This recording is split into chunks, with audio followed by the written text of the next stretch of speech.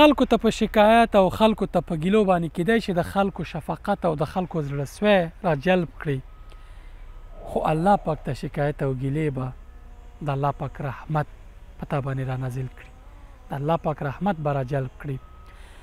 خلکو ته چې کوم شکایت کوي ته او خلکو ته کومې کیسې او ګیلې کوي، د وخت په تېرېدو به کیدای شي ستا د زړه بار او بوج کم شوی، اما د خلکو په سترګو کې به ستا مقام را ټیټ شوی. په خلکو تکیه په یوه نمجن دیوال باندې تکیه ده، کله کله چې نمجن دیوال وغورځېږي ته هم ورسره وغورځېږي، اما کله چې ته هر شکایت الله پاک ته کوي، یوه قوي ذات ته، یوه قوي رب ته شکایت کوي، ته ناستې ضعیفه مخلوق یو بل ضعیفه مخلوق ته شکایت کوي، تاسو به څه مرسته وکړي؟ انسانان ټول کمزوري دي. ته د مال، فقر او نورو شکایتونه یو بل فقیر او ضعیف مخلوق ته کوي چې خپله د خپل ژوند او د خپل ټولو امکاناتو واک نه لري.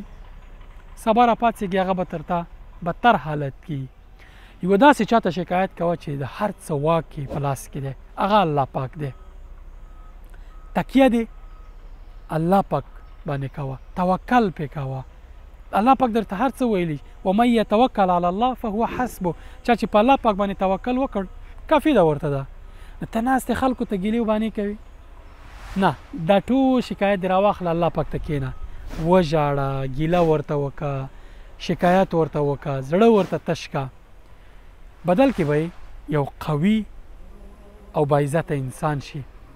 خو که خلکو ته شکایتونه کوي، ټول عمر به ځان عاجزه ذلیله خلکو ته به مظلوم نمایي کوي چې تر څو د خلکو شفقت ته راجلب کړي. نه، الله پاک ته دغه کوه، په بدل کې به د خلکو په منځ کې باعزته او باوقاره انسان